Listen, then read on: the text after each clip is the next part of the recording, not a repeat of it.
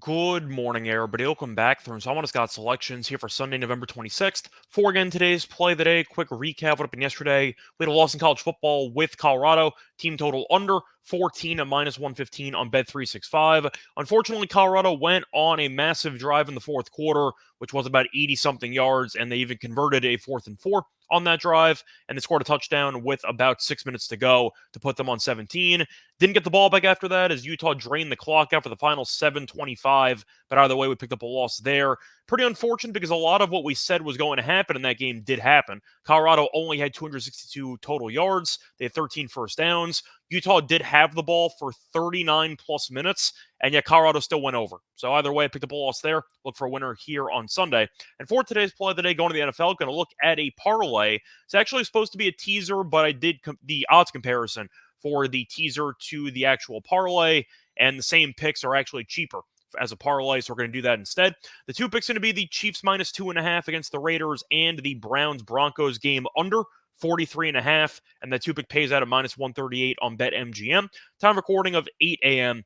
Eastern time. Covering why we're going to take the Chiefs minus 2.5 first, then I'll get into the Broncos game after that. So the Chiefs game, they're in a great bounce back spot. They lost that heartbreaker on Monday Night Football to the Eagles in a game they probably should have won. They led most of the way. Kelsey fumbled in the red zone.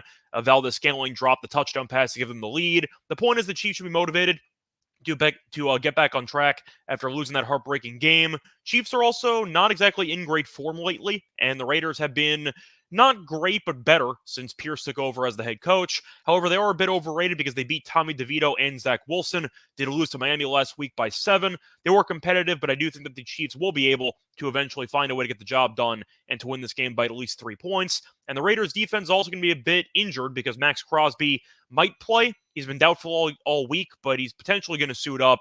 He'll be well below 100%. And of course, he's obviously the Raiders' best defensive player. Is the Raiders' defense good? Not really, but it's been better lately. I think the Chiefs, though, defensively should be able to dominate because I think Aiden O'Connell's not a very good quarterback. The Chiefs this season are allowing just 16.4 points per game, which ranks third in the league. We saw them last week shut down the Eagles for about 3 quarters. I think the Raiders will really struggle to do anything in this game offensively. And looking at the Raiders' offense, this entire season, they've scored less than 19 points in 9 of their first 11 games. So I do think the Raiders offensively probably score around 14 in this game. And I think the Chiefs get to at least 17, potentially getting to 20 and change. But simply put, I do think the Chiefs will be able to get back on track. And Mahomes is also 9-1 lifetime against the Raiders. Give me a similar script to years past. The Chiefs winning in Vegas, and I will take the Chiefs to win by at least 3 points. Moving on to the next game, you have the Browns and Broncos, and I like the under in this game because both teams offensively pretty good. And you're looking at the offenses not exactly that great. The Browns are going to be using Dorian Thompson-Robinson as the quarterback in this game following the win against Pittsburgh last week and the fact that Deshaun Watson is out for the year. Now, he's 1-1 so far this season record-wise. However, he started 2 games this season. In those 2 games, Cleveland is averaging 8 points per game. 8. So I don't exactly trust Cleveland to do anything offensively in this game. I don't think Thompson Robinson's that good of a quarterback, and I do think that the Browns are aware of it, which is why they will try to run the ball, drain clock, and rely on their defense to carry them to another win, like we saw last week against Pittsburgh as they won that game 13-10.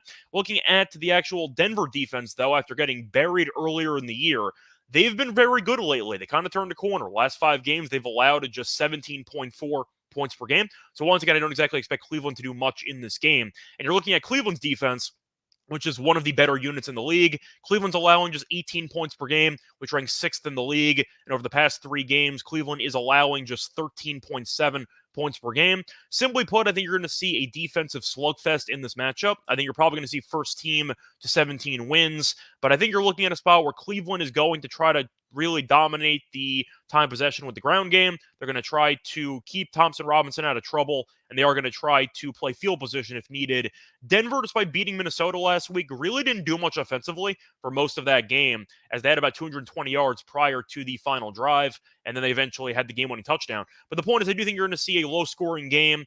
2 teams that are kind of built now through their defense, and I do think that even though Wilson has looked better than last year, you go through the actual numbers with his yards per attempt, etc., he has still not been great in terms of generating big plays. I see a lot of nickeling and diming. a lot of really long drives, if there are scoring drives in this game. And as a result, you will see a pretty low scoring game. Give me some type of 16-13 final, 17-13 final, but simply put, 43.5 is a bit too high. So I am going to go with the under. So once again, the two-pick parlay for this episode is going to be on the Chiefs minus 2.5, parlayed with the Browns and Broncos under 43.5, and that two-pick pays out at minus 138 on BetMGM. Bye, everyone.